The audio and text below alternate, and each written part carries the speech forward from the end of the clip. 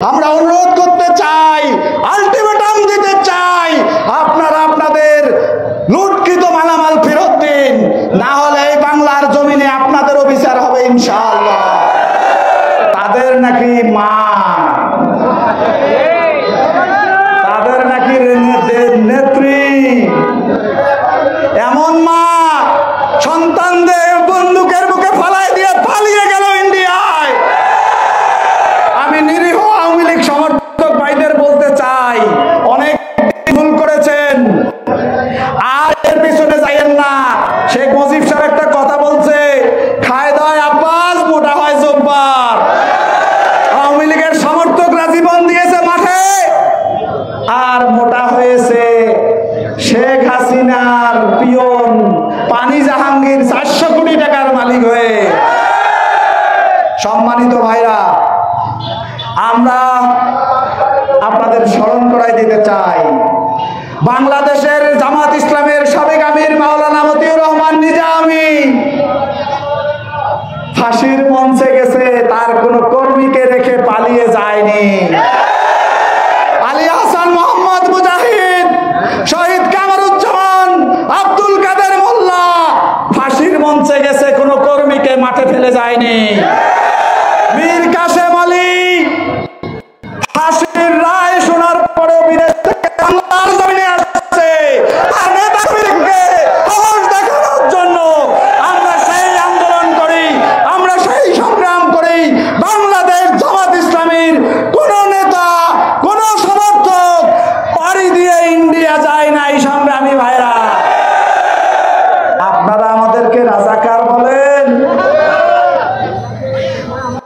আপনাদের কাছে কোনো প্রমাণ আছে জামাতের সমর্থক পাকিস্তানে যে আছে? আপনার নেত্রী ভারতে যে প্রমাণ করেছে আপনারা ভারতীয় রাজাকার, আপনারা 16 কোটি মানুষের শত্রু, আপনারা 17 বছরে ভারতকে অনেক দিয়েছেন। এই জন্যই আপনাদের নেত্রী বলেছিল, ভারতকে যা দিয়েছি সারা জীবন মনে রাখবে। এমন মনে হলো আপনাকে দিল্লিতেও নিল না।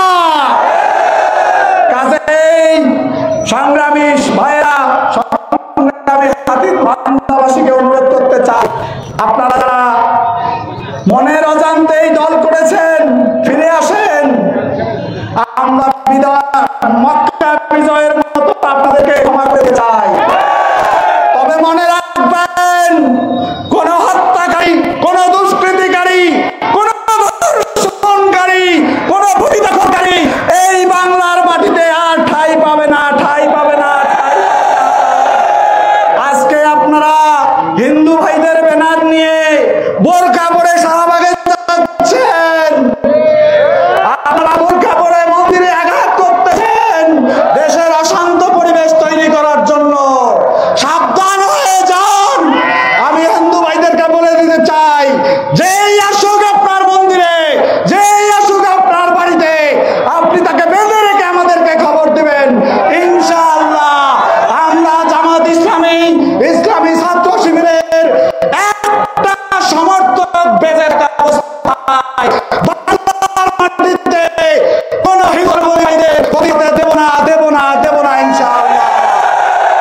আমাদের কাছে কথা এসেছে, অনেকে অনেক জায়গায় লুটতরাজ করছে।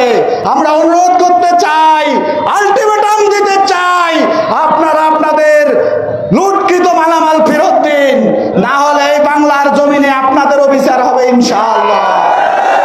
আসুন সকলে মিলে একটি সোনার বাংলাদেশ গড়ি, সুন্দর হাতীবান্ধা গড়ি, দুর্নীতিমুক্ত হাতীবান্ধা গড়ি, সন্ত্রাস মুক্ত